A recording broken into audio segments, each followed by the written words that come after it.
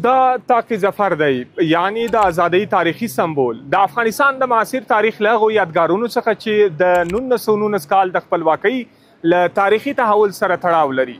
له نن څخه 100 کاله وړاندې د کندهاري او کابلي معمارانو په لاس د پاریس د مشهورې دروازې څخه په نقل د افغانستان د خپلواکۍ د سمبول په توګه له سیمه ییزو کاڼو څخه جوړ شوی. د دې څلي تر شا د 19مې پیړۍ له سیاسي سیالیو افغان انګریز جګړو د سیمې له ستراتیژیکو بدلونونو د افغانستان له داخلي تحولاتو او په پای کې د 1919 کال له سیاسي او پوځي پیښو سره تړلی اوږد تاریخ پروت دی.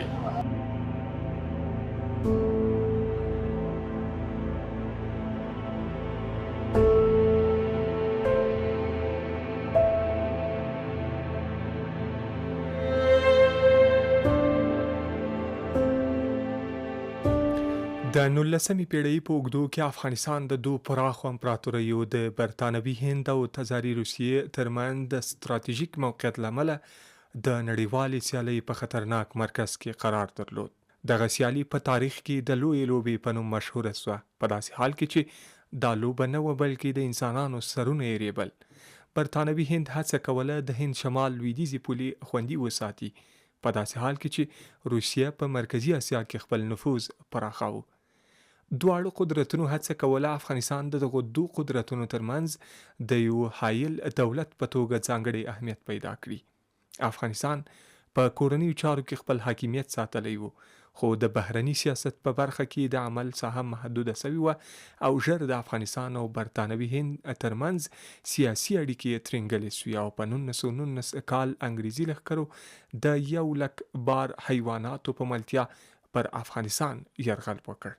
افغان ځواکونو د ختیځې جبهې په سیمو کې بریالي عملیات ترسره کړل، خو برطانوي ځواکونو هم د افغانستان پر ځینو سیمو هوایي او ځمکني عملیات ترسره کړل. د دواړو لورو پوځي او سیاسي شرایطو د خبرو زمینه برابره کړه او په پای کې د سولې مذاکرات پیل شول. د 1919 کال د اګست په میاشت کې د راولپنډۍ تړون د افغانستان او برطانوي هند ترمنځ د جګړې د پای ته رسولو مهم سند شو. د دې بهیر تر ټولو مهمه پایله دا وه چې افغانستان وکولی شول خپل بهرنی سیاست په خپلواکه توګه پرمخ یوسي.